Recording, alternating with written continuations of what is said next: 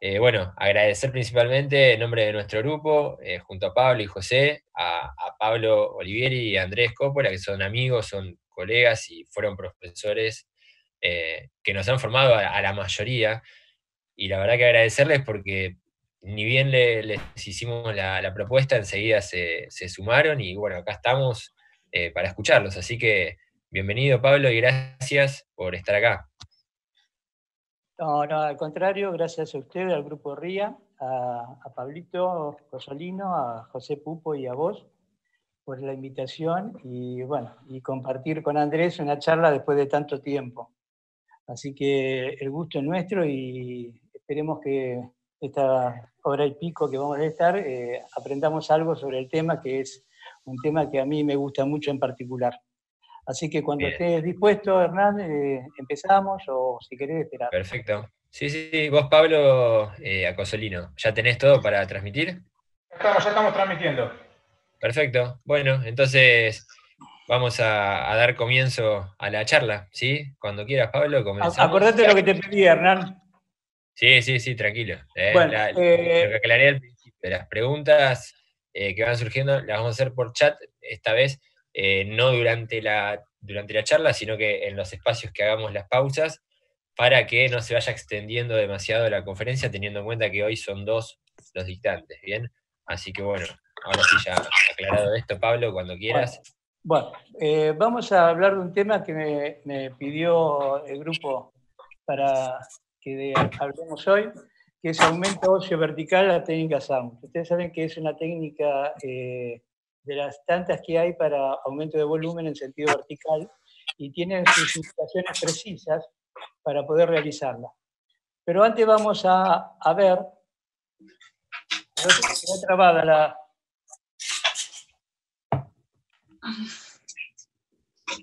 quedó trabada la diapositiva. Fíjate, con la flechita, en las cuatro flechitas, con la que te da punta para abajo, o si no, con el panel del medio. Hacerle clic al panel del medio. No, hace el ruido de la computadora, pero no pasa. ¿Estás en el Keynote? ¿Adentro del Keynote? Sí.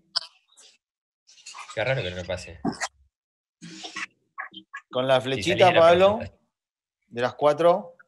¿No? ¿Para adelante A y para ver, atrás? salí un toque de la presentación ahí. Ahí Ahí está. ¿Ven? Ahí Ahí pasó, avanza. ahí va, ahí va. Bueno, vamos a hablar sobre atrofia de los maxilares primero, para después entrar en el tema. Ustedes saben que hay distintas clasificaciones en cuanto a lo que son las atrofias.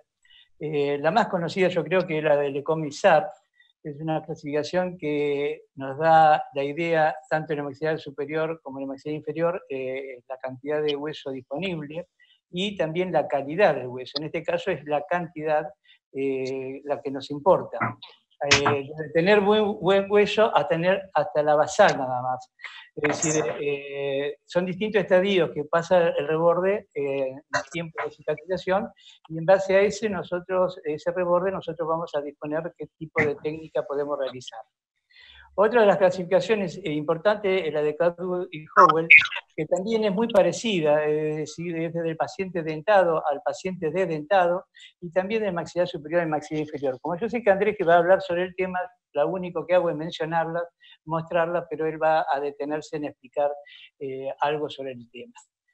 Sabemos que tenemos el maxilar inferior, que fundamentalmente es el lugar donde nosotros hacemos esta técnica, ya que en el maxilar superior, en el sector posterior, me resulta mucho más fácil invadir el seno que hacer injertos que caigan por encima del reborde. Es mucho más accesible la cirugía sinusal que hacer la técnica de levantamiento de reborde a través de las técnicas inline. Sabemos que el maxilar inferior, en la zona posterior, tenemos el conducto dentario, que es una limitante para poder colocar implantes, ya que tiene en su haber el conducto, nervio dentario y la arteria, y tocarlo o solamente el hecho de hacer un tipo de presión sobre ese elemento nervioso va a producir algo muy desagradable en la paciente, que es la pérdida de sensibilidad parcial o parestesia o total anestesia. del labio y de la zona del mentón. Tenemos, esto es un trabajo que yo hice en los años 80, al principio del año 80, eran cortes que hacía a nivel del tercer molar, del primer molar y la zona de premolares. Ustedes van a ver cómo el nervio dentario en la zona de tercer molar está en el medio, en la zona de primer molar desciende y está casi en lingual, y en la zona de premolares es donde va a ir ascendiendo. Ese es el lugar donde está el nervio, y es el lugar donde nosotros tenemos que tener cuidado de no llegar a tocar, porque de esa manera vamos a producir algún tipo de lesión. Esto es un estudio tomográfico donde se ve la zona de la rama, de lo que vimos recién, y el nervio dentario en su recorrido en la zona tanto de rama ascendente como del cuerpo de la mandíbula. Otro preparado, en ese estudio yo había hecho estudios sobre preparados, y esos preparados también había colocado algún elemento como un alambre en el interior del conducto para poder estudiar las medidas en el sentido superior e inferior del trayecto del nervio dentario y con qué piezas dentarias estaban más relacionados, con cuál estaban menos relacionados, y con respecto a la basal, si ustedes se fijan, aunque haya mucha reabsorción superior, generalmente el conducto dentario está equidistante en todos los casos con respecto a la basal, es decir, casi están en la misma situación, es decir, un lugar de alrededor de 1 centímetro a la altura del primer molar, ascendiendo en la zona del segundo y tercer molar y ascendiendo en la zona de premolares. Dicho de otra forma, el primer molar es el lugar que está más alejado de los dientes y más cerca de la basal. Ahí tengo en el preparado a la izquierda el trayecto del conducto dentario, y si voy al preparado de abajo a la izquierda también el trayecto del conducto dentario. Pero las imágenes radiográficas que nosotros podemos tener serían imágenes que pueden desvirtuar lo que sería la realidad. ¿Por qué? Porque el conducto dentario va a estar a una altura, pero lo que va a traer problema generalmente es el reborde, que va a reabsorberse y en forma indistinta. Si ustedes miran, en la parte superior está en forma roma y en la parte inferior está cóncava, es decir, la parte que nosotros podríamos aprovechar implantológicamente sería mínima con respecto a lo que podríamos ver en una panorámica. Por eso hoy en día no se concibe hacer cirugías sin tener algún tipo de ayuda como es la tomografía axial computada, porque es la que nos da la realidad del caso clínico. Nosotros vamos a ver ahora un reborde donde, fíjense ustedes el grado de reabsorción que tiene, donde se ve que el dentario está prácticamente a flor de reborde. Esos son los casos que a los pacientes les molesta cuando muerden y sienten una sensibilidad porque está íntimamente unida la mucosa con el nervio dentario. Y lo que hice ahí fue colocar un alambre donde se ve el trayecto del nervio dentario y el trayecto del nervio dentario en el mismo preparado. Si ustedes ven todos los casos clínicos y vemos las tomografías actuales, que es más o menos lo mismo de lo que yo hacía en su momento, vemos que el trayecto del conducto dentario, sacando como conclusión, es un conducto que se inicia en la cara lingual del maxilar inferior, va muy próximo a la pared lingual y que recién cambia de dirección en la zona de premolares, desembocando en el conducto mentoniano, agujero mentoniano, con muchas veces una recurrencia siendo por delante y volviendo. Por eso es muy importante en ese lugar la ubicación de la posibilidad de tener un dentario que esté por delante del agujero y no poner implantes muy próximos a dicho agujero, por lo que podríamos llevarnos por delante a lo que sería el nervio opaquino. En la zona de molares, teniendo en cuenta la anatomía que recién mencioné, es la zona donde muchas veces tomamos injertos de rama. Acá estamos viendo con un piso surgery, una sierra, cómo hacemos las corticotomías, todas en el mismo profundidad, convergente hacia la parte interna. Esa es la particularidad de la técnica de tomar injertos. Es decir, siempre hacemos una osteotomía convergente hacia el interior. De esa manera podemos obtener un injerto que podemos sacarlo, pues si fueran paralelos o divergentes hacia el interior, quedaría trabado dentro del hueso. Esa es una fresa, una punta acodada, que ayuda muchísimo a la cirugía para no tener que estar traccionando demasiado el labio del paciente. Esta es una cirugía que realmente es muy atraumática para los pacientes, producto de que el tejido blando, al no tocarse, no va a tener problemas ese paciente de tener algún tipo de trauma quirúrgico. En la zona anterior vamos a tener como detalle anatómico que cuando vamos a hacer algún tipo de cirugía, el abordaje óseo siempre se tiene que tener en cuenta hacerlo a 3 milímetros del mentoniano. Esa es una premisa muy importante, por la recurrencia que yo haré del nervio dental. Después tenemos que tener también como precaución estar por debajo de las raíces, 3 milímetros debajo de las raíces y 3 milímetros de la basal. Antes se tomaban injertos también de la basal. El problema es que cuando uno toma la basal podemos producir problemas estéticos en el paciente. Dicho de otra forma, este sería el área en la cual nosotros podemos tomar injertos en la zona anterior. Si vamos a un estudio tomográfico y vemos lo mismo, ahí estarían los agujeros mentonianos, donde estaríamos hablando de colocar o hacer corticotomía a 3 milímetros del mentoniano, y en el caso de ese incisivo lateral, yo podría tomar a 3 milímetros de incisivo lateral y a 3 milímetros de la basal, pero del otro lado tengo un canino que está más bajo. Es decir, ahí tengo los 3 milímetros y los 3 milímetros, y del otro lado tengo el otro canino que también está más bajo.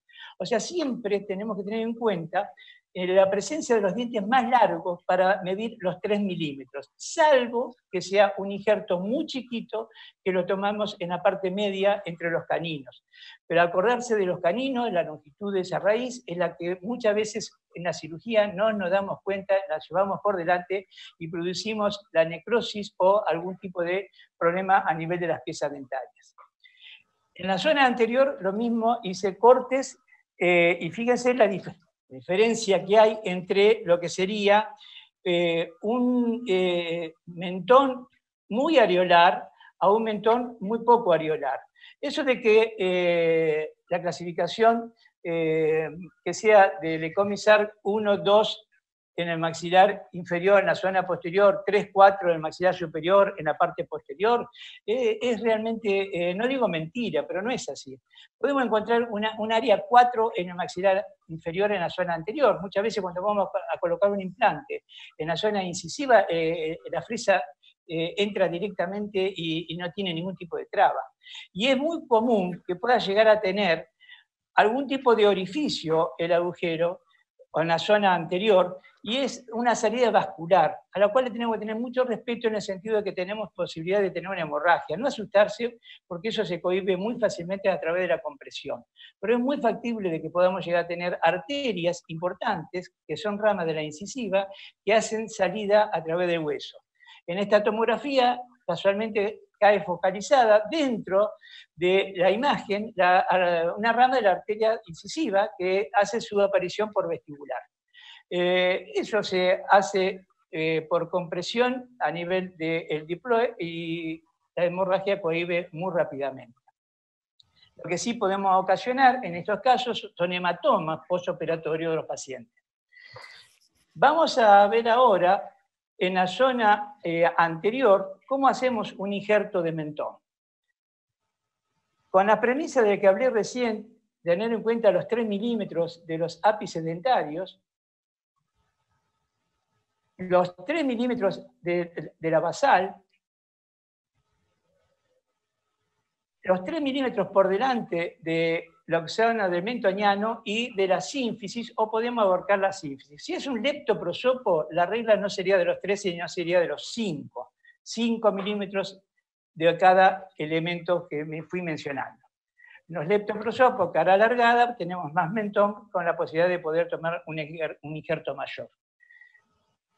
En el mentón se hace exactamente lo mismo, fíjense, es convergente hacia adentro. Siempre los injertos se toman en forma convergente hacia adentro.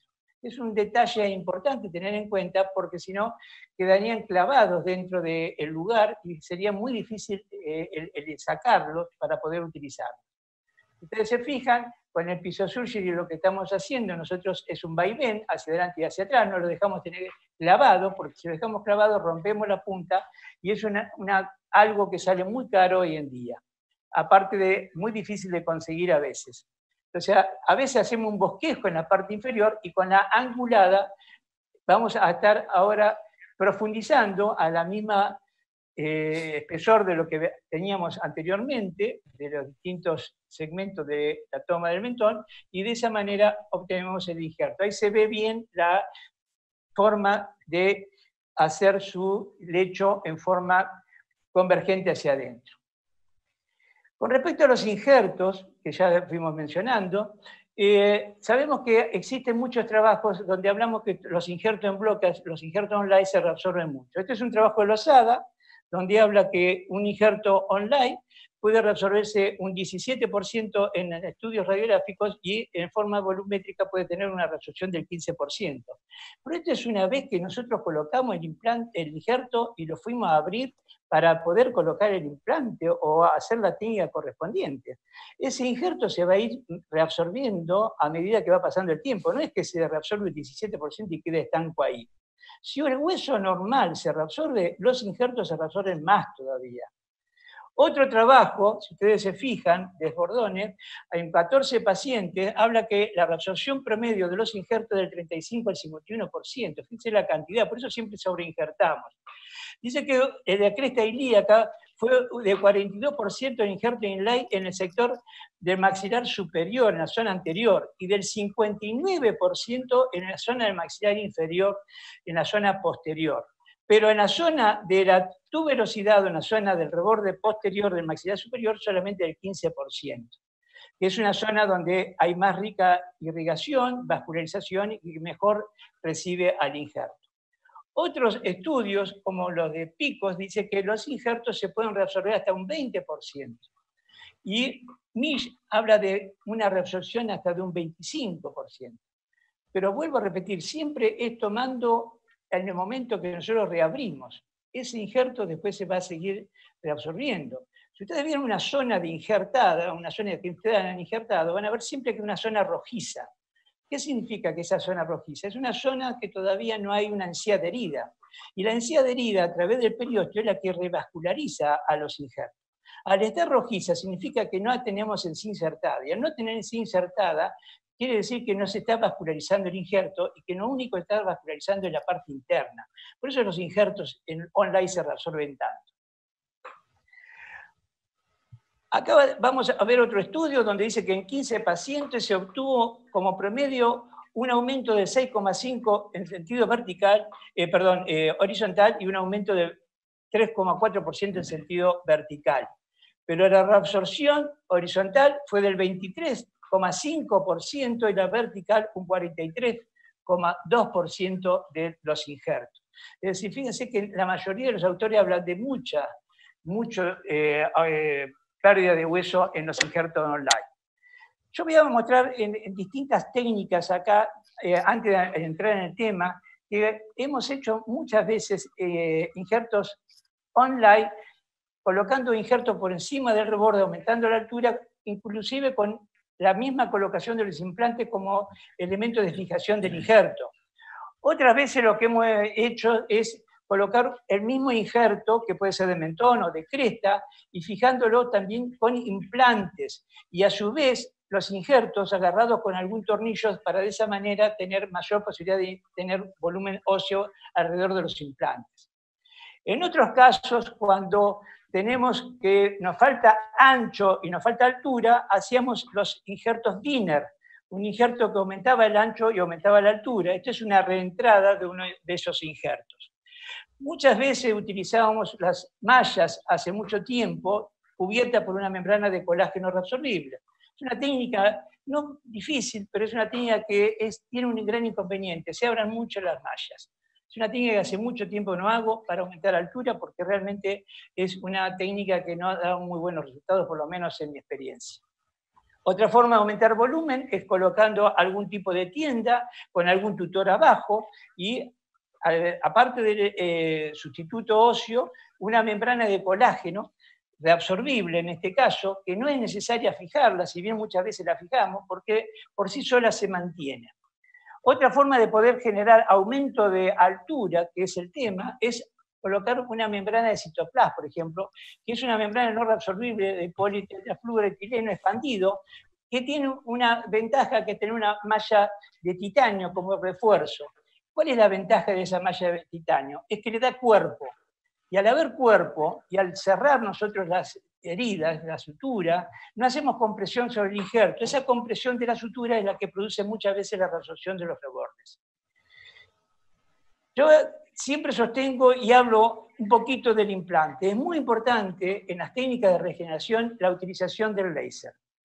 No hay ningún trabajo de los que voy a mostrar que no utilice este tipo de implante. ¿Por qué? Porque el láser está demostrado que la superficie de lo que sería la parte superior del implante, la del cuello, tiene esos surcos producidos por el láser de 8 micras, que es lo que permite que el tejido conjuntivo se inserte en el implante, al igual que sucede con la pieza dentaria.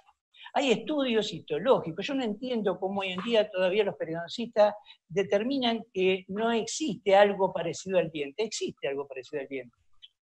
Yo presenté en el año 2012 en el Congreso de Bay Horizon en Santiago de Chile un estudio clínico mostrando el sondaje de distintos implantes con láser en la zona anterior y en la zona posterior a los 15 días y a los 30 y 45 días. Y veíamos que a los 15 días la sonda llegaba hasta la cresta y a los 30 y 45 días la sonda no llega a la cresta. ¿Por qué? Porque el láser hace que se detenga el tejido blando a nivel de la base del implante, del cuello del implante, y no permite que el conjuntivo se separe de lo que sería la pieza o el implante y que lleguemos a la cresta, como sucede con un Bay Horizon sin láser. Es decir, no es patrimónico de que el Bay Horizon es el único que tiene eso, no. El Bay Horizon sin láser tampoco hace que el tejido blando se quede en su lugar. El espacio biológico todos lo conocemos, es el que llegara a la primera espira en el caso de no tengamos, y en la parte derecha vemos cómo ahí el láser hace que el espacio biológico se forme hacia la corona y no hacia la primera espira. Una demostración de lo que sería algo que no tuviera láser, que llega a la primera espira. Este es el espacio biológico, y cuando tenemos láser en la parte superior. ¿Por qué me detengo acá si yo no estoy hablando de estética? Estoy hablando de injertos. Porque a mí me interesa que, hablé anteriormente que los injertos se reabsorben, los injertos se pierden, se van perdiendo con el tiempo, se pierde el hueso natural del paciente. ¿Y qué más importante de que si yo tengo la pérdida de hueso, qué es lo que acompaña a la pérdida de hueso? El tejido blando. Si yo puedo detener el tejido blando, aunque se vaya perdiendo hueso, el tejido blando va a quedar insertado allá arriba. Entonces, por lo tanto, hoy en día no tenemos tanto problema de la retracción a nivel de la pérdida de injerto. Por eso hoy en día, inclusive, se colocan muchos tejidos blandos. Hoy los injertos son de tejido blando, no son injertos de tejido sustituto o un sustituto óseo. Los sustitutos a la larga se reabsorben. El tejido blando, los injertos de tejido blando se mantienen con el tiempo. Si bien se retraen con el tiempo, pero se mantienen mucho más que el sustituto óseo. En este caso estoy mostrando un implante importante, que es un Tapered Plus, se llama, de Sweet Platform, plataforma reducida, donde vemos cómo en la parte del cuello tiene láser. Ahí se ve el láser de ese implante. Y la plataforma reducida es algo que hace que la prótesis tenga un menos problema en cuanto a que la placa invada el tejido óseo. Pero acá lo importante es el láser. Este es un trabajo que estoy haciendo ya en varios pacientes. En los casos que tengo poco reborde, tengo alrededor de 9 milímetros de hueso, no puedo colocar, o no hago yo la técnica de colocar implantes de 7 milímetros, no coloco implantes cortos, por una cuestión protésica, es una cuestión de Olivieri, no es un problema de implante corto. Entonces, en este caso yo coloco un implante de 9 milímetros, dejando 2 milímetros por fuera del reborde.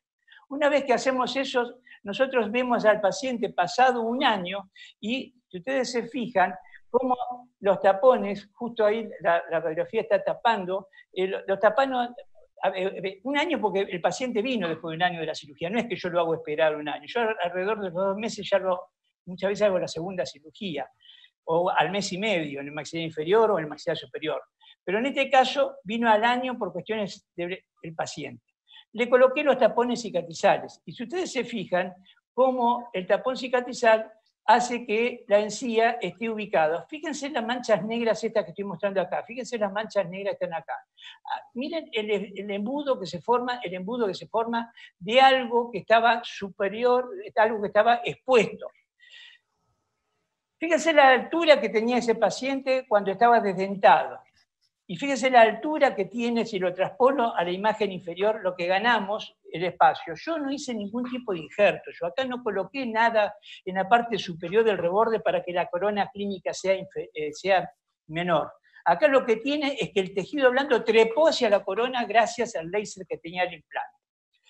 Si vamos a lo que sería la secuencia, fíjense en la parte superior cómo se ve acá estas manchas negras que tiene la encía. Fíjense en la parte inferior de acá, cuando terminé el trabajo, donde están esas manchas negras, y si ustedes se fijan acá, esas manchas negras están acá abajo. Es decir, lo que pasó acá es que el tejido blando fue creciendo porque el espacio biológico se hizo hasta la parte hacia arriba, hacia la corona. Y si a eso le sumamos, si nosotros colocamos a lo que sería el pilar, también con láser, subiría aún más todavía la parte de tejido blando hacia la porción coronaria. Es una de las formas que tenemos para aumentar en altura zonas estéticamente desfavorables, porque en este caso el maxila inferior, en la zona posterior, no tiene ningún tipo de inconveniente, pero sí podemos llegar a tener en la zona anterior, hasta la zona premolar o premolar, y eligiendo bien el implante y eligiendo bien el componente protésico, muchas veces ganamos altura de tejido blando gracias a la existencia de este tipo de elemento como es el láser. Este es otro trabajo de otro paciente que ahora está por cuarentena esperando que le haga la segunda cirugía, pero fíjense el detalle de cómo dejo esos 2 milímetros para que el tejido blando pueda insertarse en ese lugar y generar un embudo en la parte superior. Vamos a hablar de injerto por interposición o inline. Es una técnica muy linda, es una técnica que lleva su riesgo, pero haciéndola con cuidado es una técnica que da muy buenos resultados. En el año 2000, Bercelotti fue el que desarrolla el pisosurgery. Yo creo que a partir de la aparición del pisosurgery, esta técnica se mejoró muchísimo en cuanto a la tranquilidad operatoria. El pisosurgery, ustedes saben que es un aparato, algo que tiene una pieza de mano que produce una frecuencia de rotación o... Hay ruido, Hernán. Sí, justo alguien que... Estaba hablando. El pisosurgery tiene una punta, un inserto que se moviliza a través de un mecanismo en el interior de la pieza de mano que hace que tenga microvibraciones de 25 a 30 kHz. Es decir, ¿qué significa? Cada kHz es 1000 movimientos por segundo, o sea, tiene 25.000 a 30.000. Y que hace que tengamos la irrigación de esa pieza de mano que disminuye el calor, la fricción que produciría sobre el hueso. Nosotros irrigamos siempre y hacemos todo tipo de trabajos de solución de irrigación, como el dispenser, como el pisosurgery, todo con solución fisiológica. El otro día yo escuché que usaban agua estéril. No usen nunca agua estéril. El agua estéril es hipotónica, y al ser hipotónica produce lisis celular.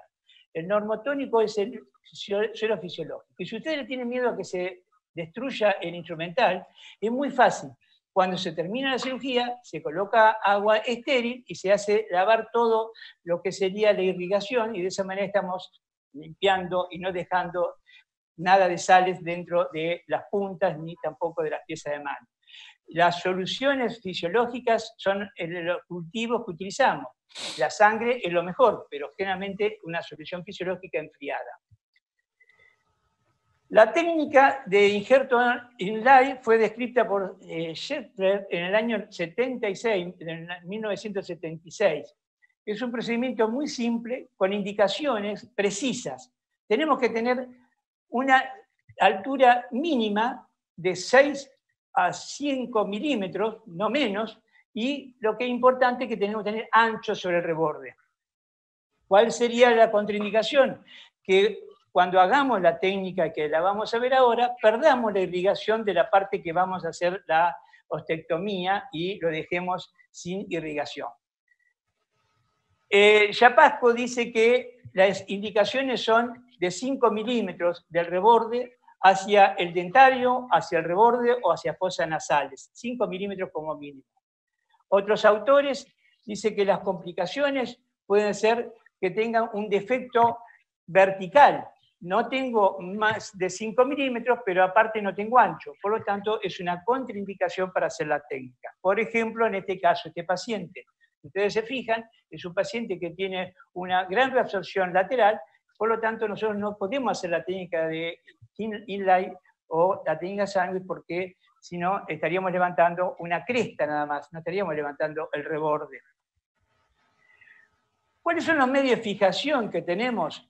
Fundamentalmente, las indicaciones son usar placas y tornillos de 1,5 milímetros, tornillos de fijación de 1,4, 1,6 o implantes. Eso sería la forma de fijar. Lo podemos hacer con placas, las mini placas, lo podemos hacer con tornillos o lo podemos hacer con implantes. ¿Qué no tenemos que utilizar para fijar o contraindicación? Las mallas de titanios o membranas reforzadas con titanios. O sea, tiene que ser algo que sea fijo. Las mallas, ¿por qué no? Si bien pueden ser fijas, es porque se exponen mucho. Por lo tanto, podemos hacerlo a través de tornillos, como en este caso, que lo vamos a ver este paciente, como fíjense en la parte inferior cómo ascendió, ahí estaría el dentario, fíjense dónde estaba la parte de donde levantamos. Lo podemos fijar con implantes, este caso también lo vamos a ver, y lo vamos a también poder ver a través, o hacerlo a través de placas, que es lo que va a explicar Andrés a lo último de la charla. Estos serían los 3 modos de fijación de los injertos del tipo inlay o tipo de Sandwich. Vamos a ver qué trabajos hay sobre el tema para determinar qué consecuencia puede traer el usar esta técnica. El objetivo de este trabajo fue evaluar qué importancia y qué seguridad nos daba la técnica de osteotomía en Sandwich. ¿Cuál era el material y método? En 63 pacientes se evaluaron la supervivencia de los implantes entre 2 a 144 meses, con un promedio de 58 meses de supervivencia de los implantes. Los resultados fue que después de un periodo de curación promedio de 148 meses, se colocaron 220 implantes en 75 procedimientos. Hubo una fractura intraoperatoria, es una técnica que puede producir una fractura de mandíbula, porque tenemos una mandíbula atrófica, tener cuidado, y sobre todo si el paciente es de mayor edad, porque cada vez la mandíbula es más frágil. Parestesia transitoria por producir un acercamiento al dentario, 18 casos. Problemas de cicatrización, es decir, se nos abrieron o se abrieron los tejidos y hubo problemas de infección, a lo mejor 18 casos. Deficiencia de no obtener tejido queratinizado, 14. Y un aumento vertical promedio de 5,4%. Y una tasa de supervivencia de los implantes de 96,7%. Es decir, es una tasa importante en cuanto a la supervivencia. ¿Cuáles son las conclusiones del trabajo? La técnica de osteotomía Sandwich es un procedimiento de aumento adecuado para la mandíbula atrófica, que permite la colocación de implantes con resultados prometedores. Otro trabajo fue estudiar en 415 pacientes, la supervivencia a los 43 meses fue de 97%, una reabsorción perimplantaria de 1,6 milímetros. Ahí está el detalle del láser. Fíjense ustedes, resorción ósea marginal perimplantaria de 1,6 milímetros. Se fue en busca el tejido blando de la espira de los implantes. Altura promedio del hueso alveolar alcanzada fue 11,5 milímetros y complicación más frecuente reportada fue la pérdida sensorial temporal del nervio dentario inferior. Esa es la complicación más frecuente, yo creo, que puede producir la técnica. Las conclusiones, la tasa de supervivencia del implante después de la técnica Sandwich es alta hasta después de 5 años de carga. La tasa de complicaciones es moderada y tiene una naturaleza predominantemente transitoria. Faltan datos sobre comportamiento a largo plazo. ¿Cuál es la altura en volumen que podemos lograr? De acuerdo a Shetler, podemos aumentar de 4 a 9 milímetros. De acuerdo a Jensen, no podemos aumentar más de 5 milímetros. Y de acuerdo a Robioni, habla de unos 10 milímetros de poder aumentar la altura del reborde en la zona donde hacemos esta técnica. ¿Qué importancia es esta? Es saber que los huesos están irrigados fundamentalmente de la zona externa hacia la zona interna, los vasos penetrantes, que atraviesan la cortical y llegan a la medular o que se detienen a nivel de la cortical. Hay autores como Borello, el profesor Borello, en el libro de Grispan, que dice que en otras palabras la medular recibe su principal aporte de la dentaria y las corticales del periósteo. Si así no fuese, estas deberían recruzarse en su mayor parte en el curso de una osteomielitis, pero por cierto no ocurre este problema. Otro trabajo es el de Bell, que revoluciona a la cirugía maxilofacial. Bell lo que determina es que el periósteo, el monomacaca recio periósteo, es el que irriga en forma centrípeta el hueso. Por eso se puede hacer ostectomías segmentarias. Por eso se hacen los colgajos por tunelización y no se levantan los colgajos ni vestibular y palatino juntos. ¿Por qué? Porque quedaría sin irrigación ese hueso y produciría un secuestro. Rosenberg hace, en un estudio de osteonecrosis, en los infartos medulares hay necrosis geográfica y afecta al hueso esponjoso y a la medular. La corteza suele permanecer indemne gracias al periósteo. Hay un trabajo importante en seres humanos de Bradley, donde determina que la arteria dentaria inferior disminuye su calibre en un 80% de los casos y hay una ausencia de flujo hasta de un 33%. Esto incide con el aumento de la edad, incide por la pérdida de las piezas dentarias. Al perder el diente desaparecen la arteria pulpar, arteria alveolar, etc. Y el paciente totalmente edéntulos, pasado el tiempo, tiene una irrigación mínima y depende mucho del periósteo. La irrigación es centrípeta. Esto es muy importante porque la técnica que vamos a hablar hoy es una técnica que depende mucho del periósteo. Por eso estoy repitiendo, el periósteo es fundamental. El paciente desdentado, el plexo perióstico irriga más que el plexo endostial. El periósteo va hacia adentro, no de adentro hacia afuera. Por eso es una irrigación del tipo centrípeta. A diferencia que cuando tenemos diente, es centrífuga, va de adentro hacia afuera la irrigación. Hay algo que siempre me gusta detallar en los casos de cirugías y sobre todo cuando hablamos de injertos del preoperatorio de los pacientes. Hay un trabajo de Laskin donde determina que la antibioticoterapia preoperatoria es muy importante.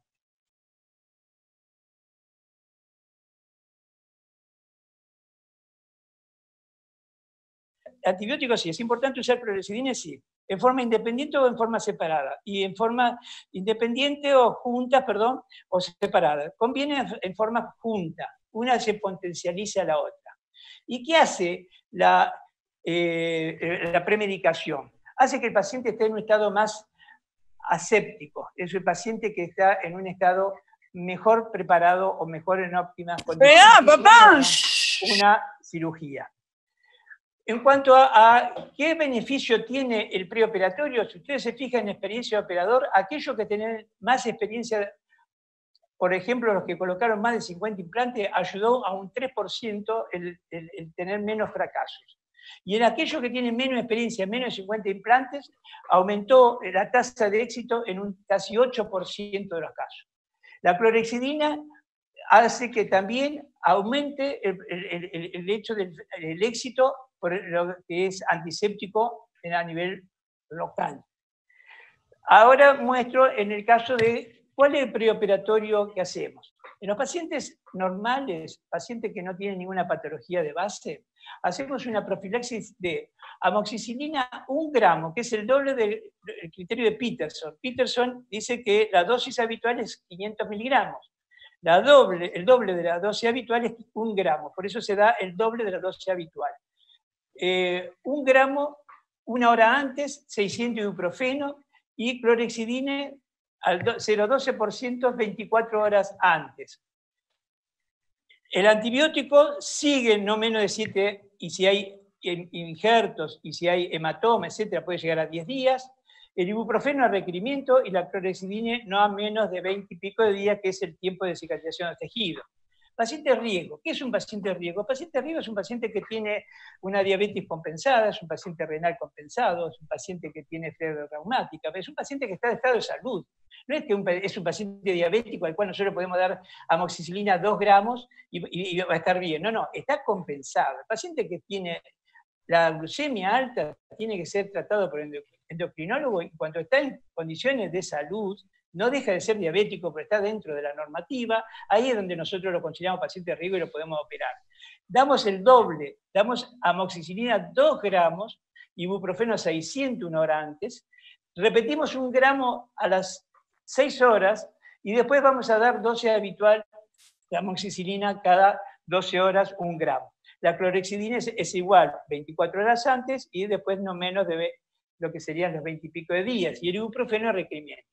Cuando hacemos cirugías centrales en el seno, siempre la hacemos con la combinación, lo hacemos con la combinación con el ácido clavuránico, el Optamox tan conocido. Si es un paciente normal, 1 gramo 1 hora antes, y si es un paciente de riesgo, 2 gramos 1 hora antes. Siempre doy corticoides, sí, siempre doy corticoides, salvo que sea un paciente hipertenso, un paciente diabético, un paciente renal, es decir, un paciente que está contraindicado. Pero el corticoide es bueno si es un paciente en condiciones de salud, porque produce menor inflamación, menor edema, menor dolor y mayor circulación, que favorece a que haya mayor irrigación en la zona de los injertos. Vamos a ver ahora la técnica de inlay, cómo sería. Se hace una incisión, levantamos un colgajo hacia el fondo del surco, con el piso suyo le hacemos el corte, y una vez que realizamos ese corte, lo que hacemos con un cisel es despegar el hueso hasta lo que sería la mucosa lingual e interponemos ahí el injerto. Levantamos. Podemos fijarlo con un implante o directamente con un tornillo. El tornillo, si se utiliza, hay que esperar alrededor de 4 meses y ahí podemos colocar el implante. Es decir, esas serían las 2 técnicas que uno podría utilizar. Es colocando un elemento que puede ser el implante propiamente dicho, como elemento de fijación, o algún tipo de tornillo, algún tipo de placa. Voy a tratar de mostrar 2 casos, así Andrés da su caso. Ese es el caso primero. Es una paciente que, si ustedes se fijan, es un maxilar inferior, en la zona de molar y premolar, zona molar del maxilar inferior, del lado derecho. Ahí vemos la radiografía panorámica. Si ustedes ven la radiografía panorámica, parecería que tuviera hueso. Parecería que tuviera hueso. Parecería que tuviera alrededor, si yo comparo con la raíz del lateral, alrededor de 14 milímetros. Pero si nosotros vemos la tomografía, y ven ahí, las medidas tienen alrededor de 9 milímetros. Dije que yo no hago implantes cortos, no coloco implantes cortos. El implante corto, ustedes saben que siempre nosotros tenemos que dejar 2 milímetros de dentario. Acá pueden utilizar perfectamente a lo mejor un implante de 7 milímetros. No está mal aquel que hace la técnica. En este caso yo elijo hacer otro tipo de maniobras de operatoria. Esta paciente tenía una buena tuberosidad. Es una paciente que le habían sacado el tercer molar, tenía una buena tuberosidad. ¿Qué hacemos en estos casos de pacientes? Hacemos la incisión, la despegamos hacia abajo, la despegamos hacia el lingual, hacemos las perforaciones. Si tiene 9 milímetros, yo hago la perforación de 7 milímetros, como si fuera para colocar el implante. Es decir, hago la preparación del lecho como para colocar el implante, pero hasta 7 milímetros. ¿Qué inconveniente yo le veo a esta técnica ya de entrada? Es que para poder colocar bien los implantes yo tengo que hacer la incisión más cerca del lingual. A mí me convendría hacerla más cerca del vestibular para que haya más mucosa que quede por encima, cubriendo, adherido a la zona que nosotros vamos a desplazar. Por eso esta es una técnica que yo le hice una vez y no la repetí más, porque tiene sus contraindicaciones, aparte de ser muy riesgosa. Vamos a ver la cirugía en un modelo. Una vez que hicimos las 2 perforaciones, lo que hacemos son las corticotomías en sentido convergente hacia apical, de vestibular hacia lingual. Esta técnica es para 2 dientes o más, no se hace en un solo diente la contraindicación, porque estaríamos muy pegados a las raíces y no podríamos hacer ningún tipo de levantamiento. Y ahí estamos haciendo ya la unión de lo que sería la cortical vestibular con la cortical lingual. Con el mismo pisosurgery vamos haciendo las ostectomías, pasamos la cortical vestibular, caemos en la medular, ahí pasa muy fácilmente el pisosurgery, y caemos en la cortical lingual, y ahí yo les sugiero que mantengan el dedo pegado a la cortical, porque si ustedes van a ver en el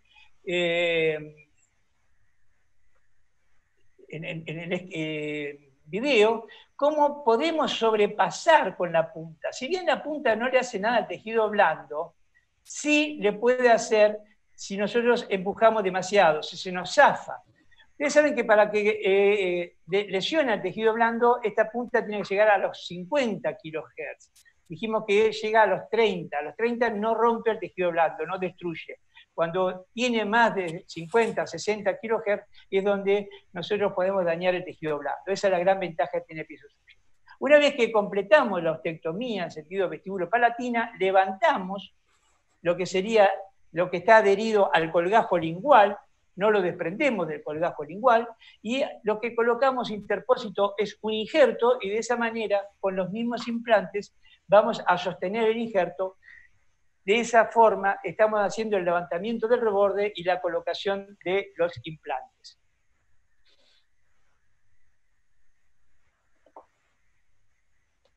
Pablo, te hago una consulta. Cuando vos colocás por interposición el bloque, ¿sí? que actúa como injerto, ¿le haces perforaciones antes también? ¿O cómo haces para fijarlo y que pasen los implantes? Ahora vamos a ver el caso clínico. Se hacen las perforaciones, se hace el corte, y van a ver que yo fui a tuberosidad. Y en tuberosidad yo no agarré, o no coloqué la tuberosidad interpuesta en la zona media, sino que lo usé como tope en la parte media entre los implantes. Y después rellené todo con el mismo hueso del paciente de tuberosidad, y después por encima coloqué sustituto. Una cosa que yo no dije por tiempo es que esta técnica no se hace con sustitutos, esto se hace con hueso autólogo. Siempre tenemos que interponer hueso autólogo. No podemos hacerlo con un BIOS, no lo podemos hacer con un Mineros, no lo podemos hacer con un X sustituto. Perfecto. Lo que sí podemos colocar el sustituto después es para relleno, pero lo que tiene que quedar interpósito sería un tejido óseo. Ahí vemos los cortes que hicimos, en este caso con una OT12, es una forma de hoja, es preciosa esta punta porque corta en el sentido anterior y en el sentido laterales. Fíjense cómo está la convergencia. Acá se ven los tres elementos que tiene el pisosurgery. Miren que primero, no tengo que despegar mucho los colgajos. Segundo, no despegar colgajo lingual. Tercero, produce el efecto de cavitación, no hay sangre, no hay sangre. Un corte milimétrico, fíjense la limpieza de los cortes. Y aparte es selectivo. Fíjense cómo no está dañado la zona de lo que sería la mucosa a ese nivel, no está dañada la mucosa a ese nivel, y yo por acá pasé la punta. Es decir, yo tuve que hacer un corte total para llegar al lingual, si no, la técnica no está bien hecha. ¿Cómo hace que este instrumento facilite mucho? Yo no me arriesgaría a hacerlo con otro elemento. Bien. Sí, eso te iba a preguntar, porque inicialmente la técnica se hacía obviamente con cinceles o con sierras gigantes. Yo le he hecho con cincel y he hecho con fresa hace mucho tiempo, Hernán. La he hecho. Sí. Pero hoy en día, Olivier tiene 66 años, el corazón no es tan bueno y uno sufre mucho en este tipo de cirugía. Porque vos pensás que si se te desprende lo que sería lo que estamos elevando, eso queda sin mitigación. Puede abortar la cirugía. Y si nosotros cortamos lingual, por ahí hay vasos importantes de una hemorragia muy importante, que a veces son fáciles de solucionar y a veces no son fáciles de solucionar. Entonces, uno hace una técnica con la proyección de tener algún tipo de problema. Por lo tanto, hay que avisar a los pacientes, no que va a tener una hemorragia de piso de boca, pero sí que estamos utilizando un aparato que va a hacer que nosotros tengamos mejor pronóstico en cuanto a que no tener ese problema. Yo hoy en día no me animaría a hacerlo con una fresa como lo he hecho en su momento, o un cincel, porque se me puede clavar el cincel, o puedo escaparme al piso de boca y le podemos hacer una hemorragia de piso de boca, que aquellos que tienen experiencia saben que lo que estoy hablando es algo difícil de cohibir en el consultorio. Entonces voy a la tuberosidad. En la tuberosidad es importante que cuando te toman el injerto de tuberosidad, que también lo hago con el piso surgery, nunca tomen la parte posterior de la tuberosidad, la zona de post-dummy. ¿Por qué? Porque la zona de post-dummy es lo que hace el sellado periférico de cualquier prótesis. Siempre piensen que una prótesis a futura. Si ustedes eliminan la parte de tuberosidad que está en contacto con la clinoide, el surco amular, pierden la retención posterior. Entonces, es importante no tomar nunca, estoy viendo muchos trabajos ahora, conferencias, y hablan de sacar toda la tuberosidad. Yo no lo haría. La tuberosidad no se regenera más. El mentón, si yo lo saco, se regenera. Ustedes entran al año y van a ver mentón de nuevo, van a ver hueso. No con la cortical que tenía, porque el hueso aparece y se va formando en su tamaño hasta los 5 años, que va a tener una misma espesor que lo que tenía en la parte primaria, primera vez que lo saqué. Pero la tuberosidad tiene la particularidad de no neoformarse. Una vez que la sacamos, nos quedamos sin tuberosidad, no es más dadora. Entonces ahí estoy sacando tuberosidad, ese injerto, que es un bloque de tuberosidad, lo que vamos a hacerlo es partirlo. Una parte lo voy a utilizar como tope y otra parte lo voy a usar como injerto. Y aparte voy sacando también medular de la misma tuberosidad. Ahí se ve el tope, si ustedes se ven ahí, el tope que hago con la tuberosidad, interpósito, y después los dos implantes, ahí estaría el espesor que fui aumentando, y los dos implantes como están fijos, y ahí estaría el tope.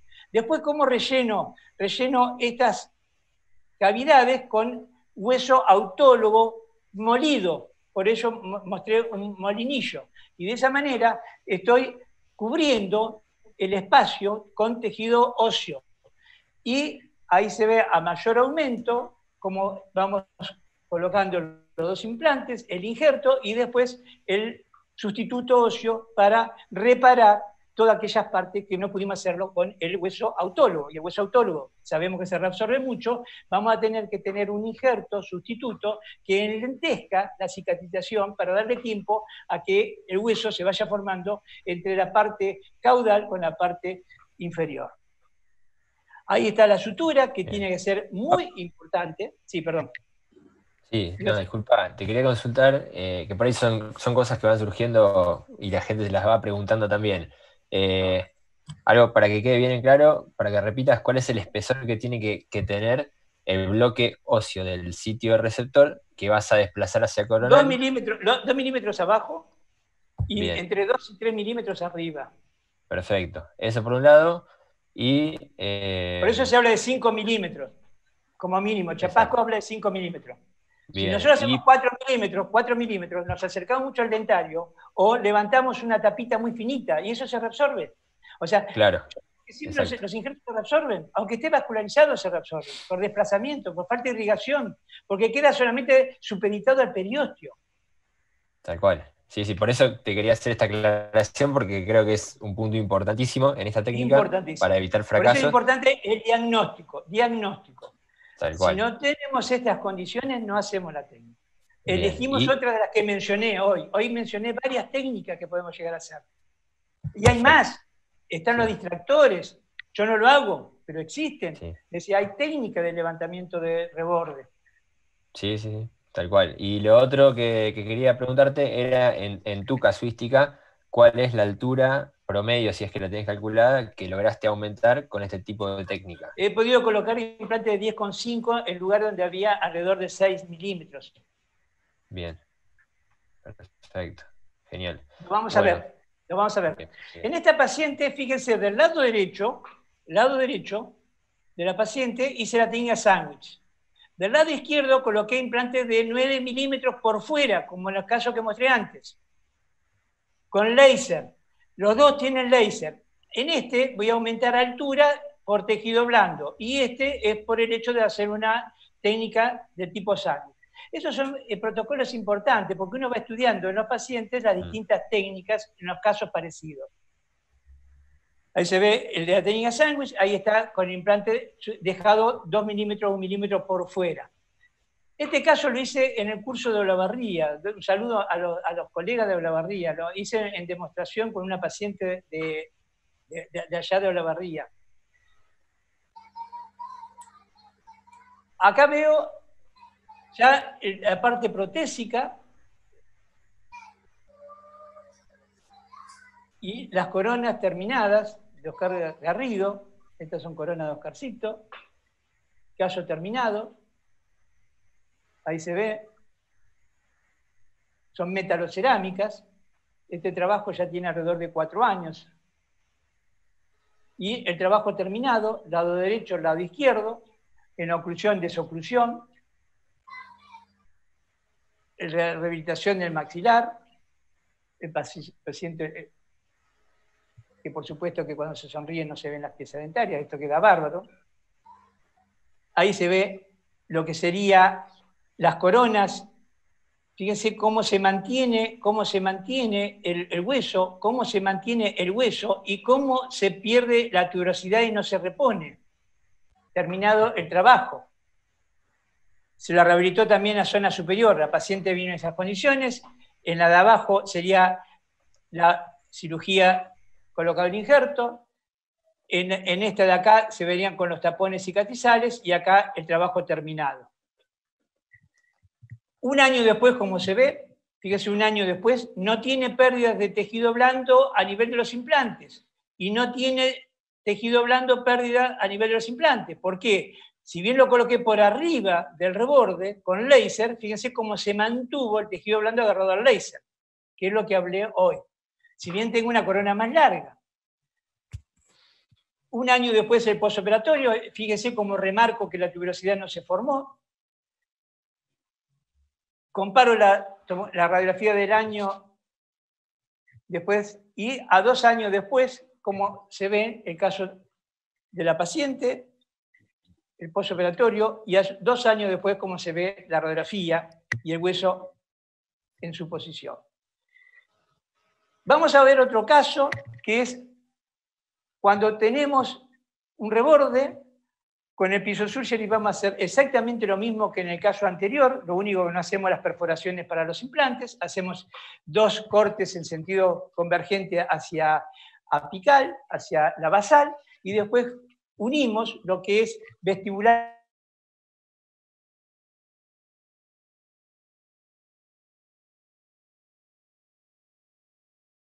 con palatino, y ahí vemos cómo sobre igual con el dedo, como cuando sacamos un tercero, que con el dedo, por lingual, sabemos la fuerza que estamos haciendo con el elevador. Y esto es lo mismo.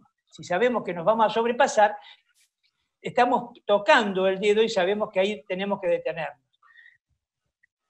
Una vez que levantamos, vamos a interponer el injerto que obtenemos, puede ser de mentón o puede ser de rama. Yo voy a mostrar un caso de mentón porque el que va a mostrar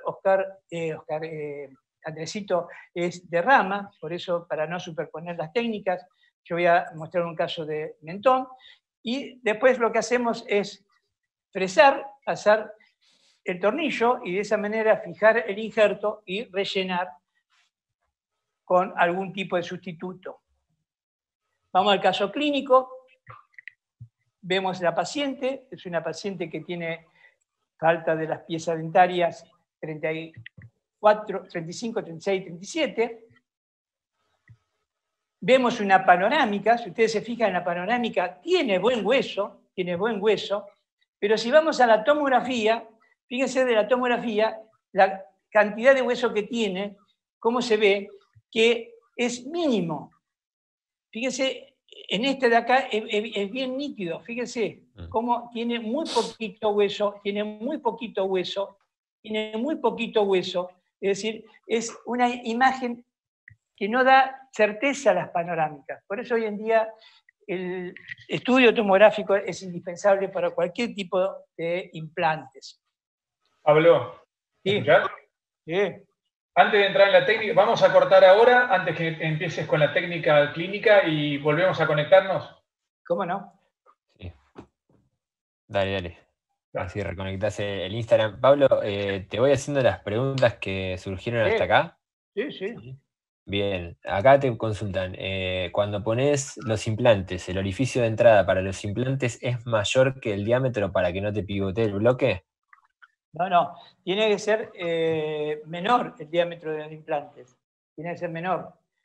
Bien. Lo que hace traba, como hace el tornillo, lo que hace traba la base del implante, o en el caso de algo que sobresalga algo, no tiene que hacer fricción. El inconveniente que yo tuve con esta paciente es que el implante que estamos utilizando nosotros ahora es el taper. El taper tiene un ensanchamiento a nivel de la parte media.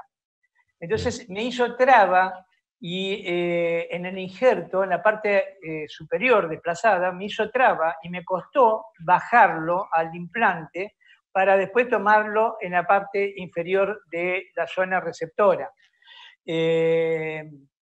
Pero siempre tiene que entrar a fricción, no tiene que entrar a fricción. Yo usaría un implante cilíndrico, no usaría un implante de tipo anatómico para hacer esta técnica. Pero vuelvo a repetir, no la hago más. Es decir, Bien. no se justifica el hecho de colocar el implante. Si bien gano tiempo, es más problemática. ¿Por qué? Porque tengo que levantar más el colgajo, más desplazado hacia el lingual, para poder colocar bien los implantes, porque si no, no va a tener axialidad.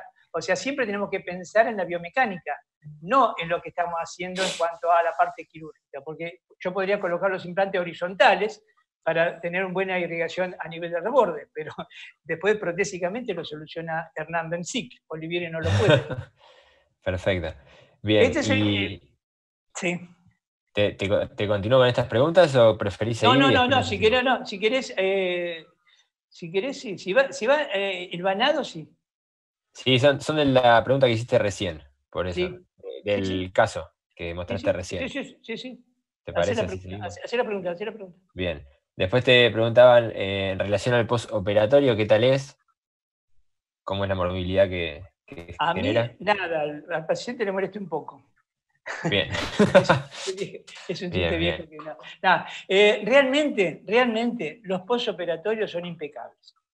Realmente. Y no estoy vendiendo ninguna cirugía, estoy hablando con colegas. Es impecable. Porque el manoseo que hacemos nosotros de los tejidos blandos, que teníamos que desplazar tanto antes, con respecto a no poder tocar con una fresa el tejido blando que se enganchaba y traccionábamos, y teníamos que desplazar, hoy con el pisosurgery realmente es una cirugía muy atraumática. El pisosurgery, con la irrigación que tiene, no llega a 46 grados, que es la temperatura que produce la denaturalización, empezar la denaturalización de la fosfatasa alcalina. Si llega a 56 grados, ahí es donde se denaturaliza totalmente y no precipita la sales de calcio y no permite la osificación. El pisosurgery en ese sentido tiene unas grandes ventajas. Y la tranquilidad de que no hacemos nada si tocamos al conducto dentario. Pero yo te diría que no lo toquemos nunca el dentario. Porque yo digo Bien, que el dentario produce parestesia al verlo nada más. Perfecto. Hay gente que dice, disequen el dentario y después hagan así. No disequen. Primero que no saben disecar.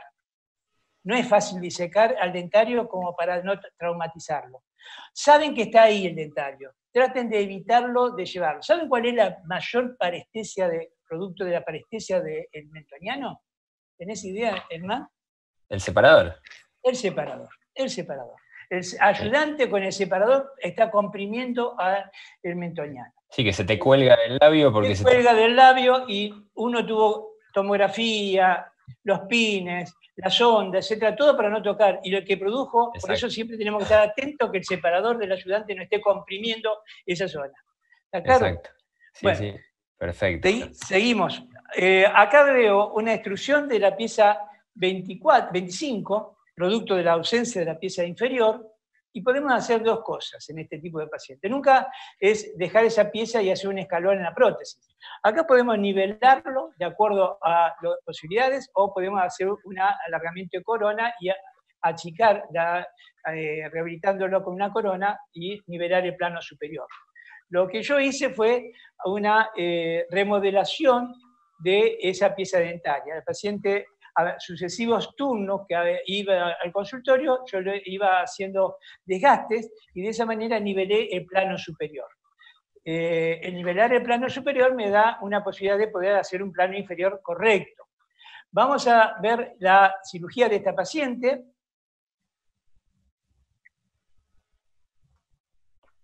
Hacemos anestesia, fíjese ahí está en el caso clínico, anestesia al dentario inferior, después a los mentonianos. Yo si hago injerto de mentón, lo único que anestesio es la zona anterior. Hacemos una incisión mucosa y después hacemos una incisión de la parte del tejido conjuntivo y llegamos al periósteo y cortamos el periósteo. Dejamos una lonja de conjuntivo que es lo que nos va a facilitar a nosotros después hacer la sutura correspondiente. Hacemos el deglobing, exponemos el mentón, y acá está la regla de los 3 o los 5. ¿Cómo preparamos el piso surgery?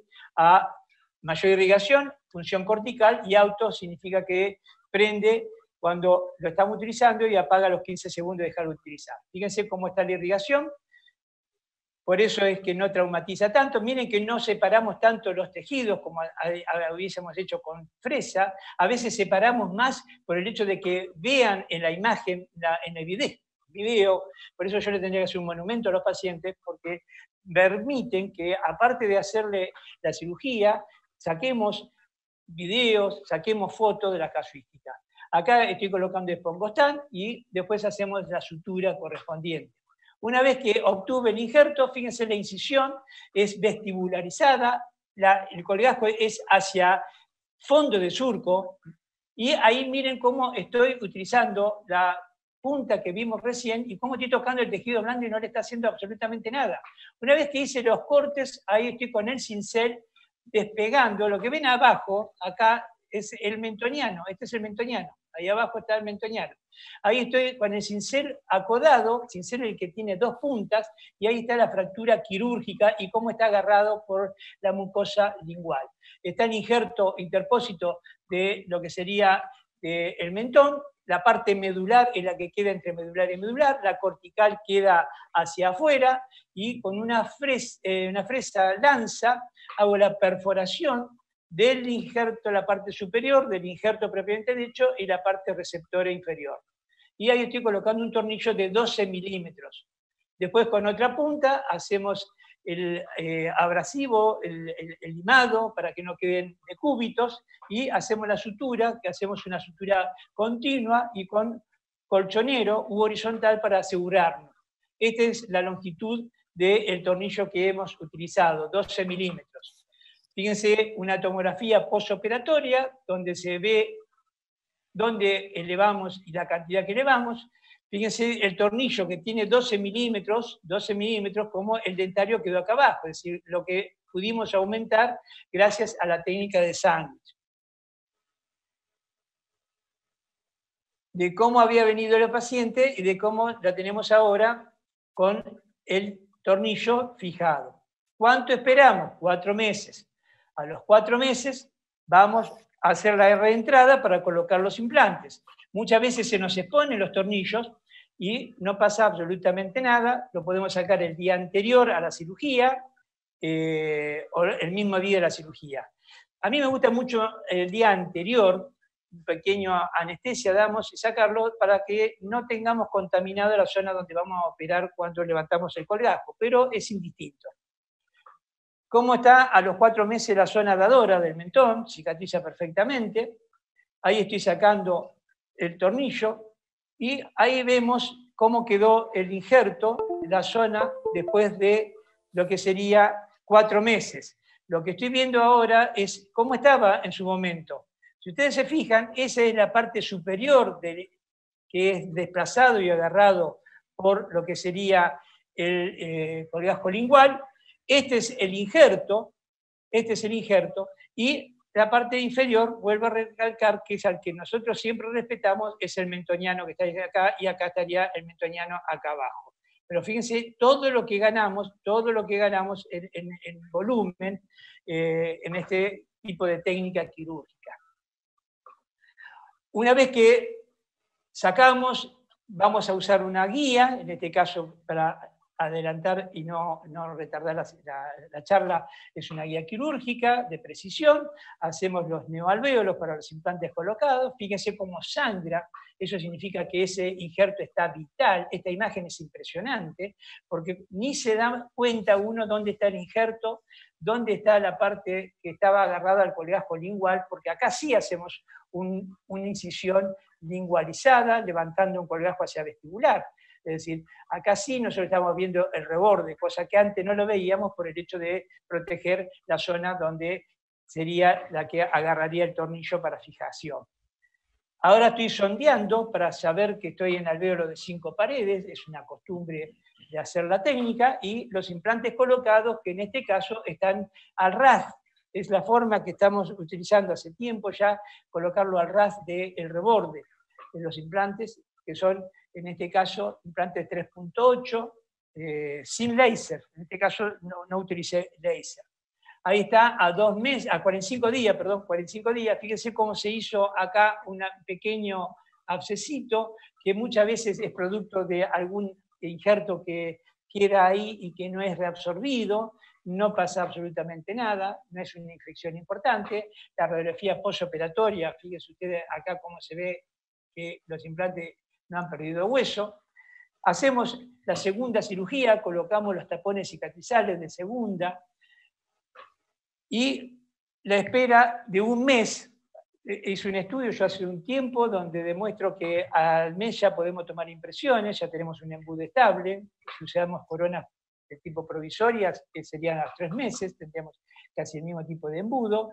Al mes tenemos ese embudo perimplantario y vamos a confeccionar la prótesis, que en este caso serían 3 pilares convencionales, maquinados, y 3 coronas también metalocerámicas. Ahí están los 3 pilares, cómo están fijos. Di una charla el otro día de implante unitario, donde recalqué la importancia del cambio del tornillo con un tornillo virgen en este caso.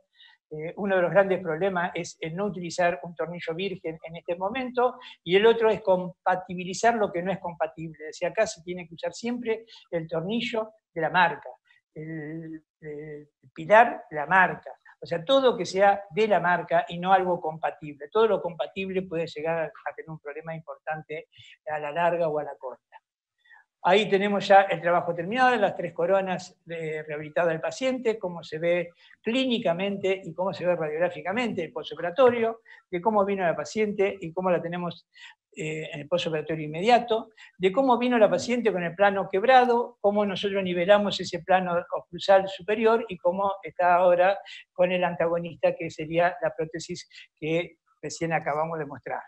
Y un postoperatorio de 3 años, vemos cómo la encía sigue estando. Acá no usé láser, esta es la encía, y fíjense que al paso del tiempo, no sé si lo han observado, siempre se produce un engrosamiento a nivel de la zona marginal, producto de la existencia de la corona y del implante y de todo ese tejido perimplantario que no es un tejido igual a de las piezas dentarias.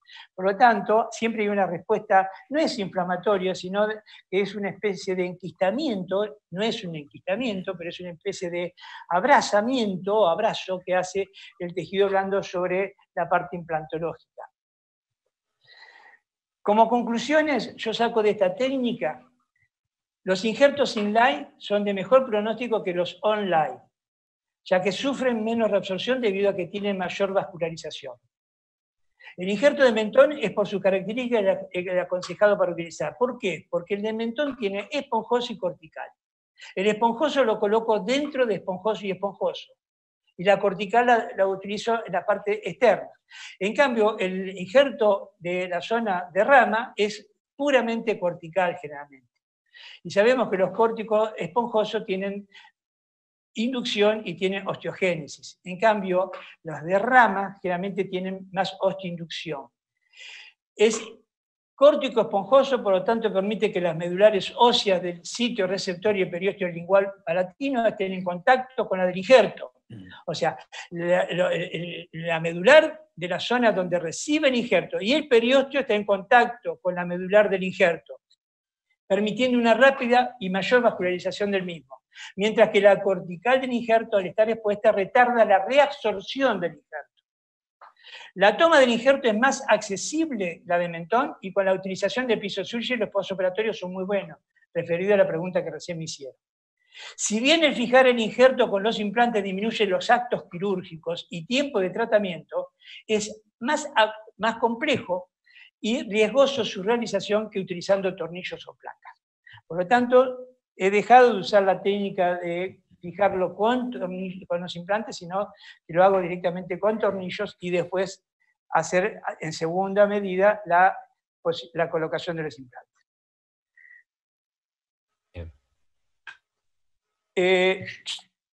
Le dejo el paso a Andrés.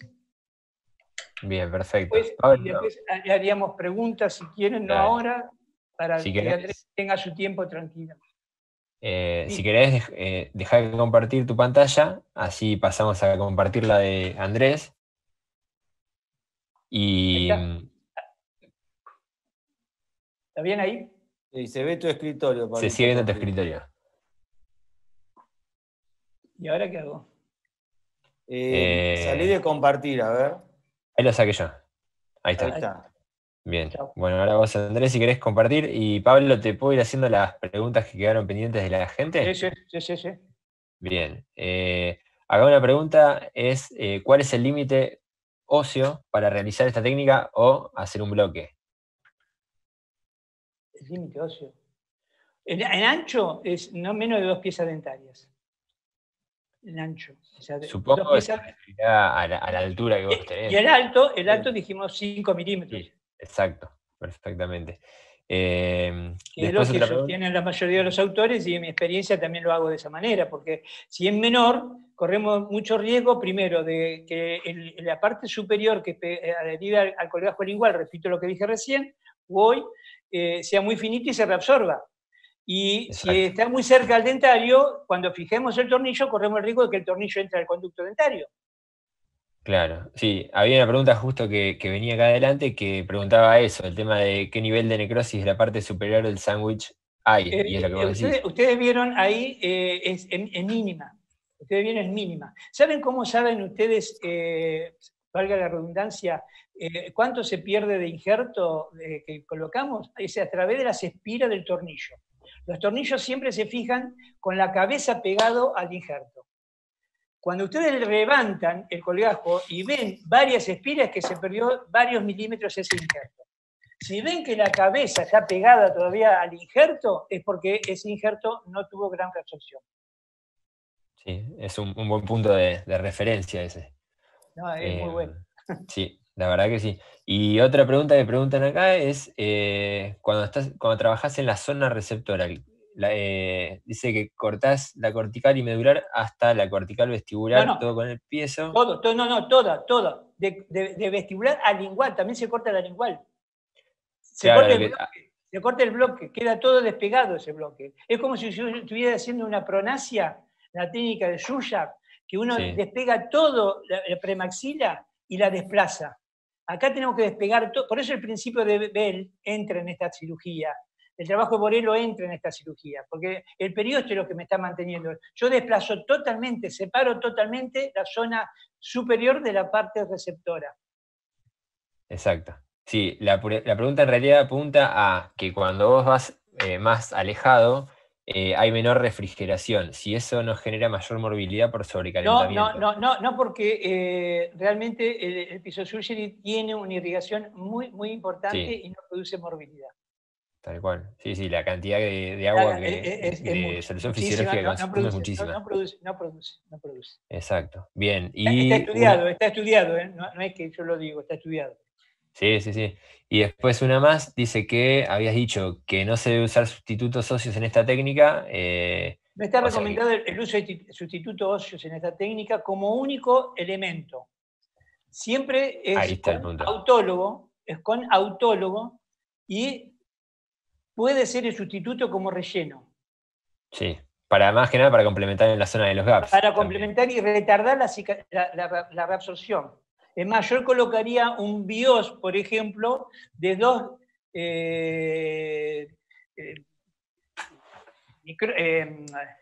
me sale el nombre, de gránulos, de 2, más grueso. O sea, bien, sí, partícula grande. Partícula grande. Exacto, sí, perfecto. Es lentamente reabsorbible, no pondría el de partícula fina, por ejemplo. Sí, bien, genial. En el caso mío, yo pongo un hueso equino, por ejemplo. No pongo mineroso. Coloco un injerto que se reabsorbe menos que el mineroso. El mineroso es muy bueno, excelente, es homólogo. El gran problema que tiene es que se reabsorbe mucho porque es hueso tipo al hueso del paciente. Y los huesos del paciente se reabsorben. Tal cual, sí, sí. Después hay una pregunta que bueno, te preguntan si haces periosteoplastía para cerrar el colgajo, que seguramente sí. Sí, sí, sí, siempre, siempre. La periosteoplastía es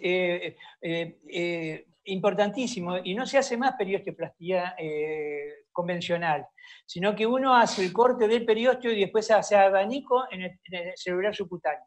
Es decir, en la parte, no celular subcutáneo, perdón, en su mucosa, en la parte mucosa. Se mete en el tejido conjuntivo para poder hacer desplazamientos importantes y atencionar las suturas. Antes cortábamos el periósteo nada más. Ahora no, ahora cortamos el periósteo, dejamos el periósteo adherido en la parte que está pegado al hueso y de ahí nos metemos en el plano submucoso y de esa manera abanicamos, cuidado siempre acá el mentoniano, y de esa manera hacemos el colgajo mucho más fácil de sutura. Bien. Sí, después consultan, pero sé que no usás PRF o IPRF. No. Así que eso no. Y había una pregunta más, que es si hubieras colocado láser, si lo colocarías un poco más supracortical para que te lleve el tejido blando y el espacio biológico hacia masa oclusal. Es una forma. Lo que pasa es que si en esta técnica yo puedo colocarlo usando el láser y introduciéndolo, estoy ya adelantándome a la posible reabsorción del injerto. Si yo en forma inmediata ya lo dejo expuesto, sé que se puede reabsorber y lo voy a dejar más expuesto todavía. Por lo tanto, es un riesgo el dejarlo expuesto. Sí, sí, sí. No, está perfecto. Y una pregunta que yo le había pensado preguntarte y justo la hacen también acá es, ¿cómo ves la posibilidad de tomar injerto de línea oblicua o rama para tener una zona dadora que sea cercana? No, de zona de rama no, yo diría de cuerpo.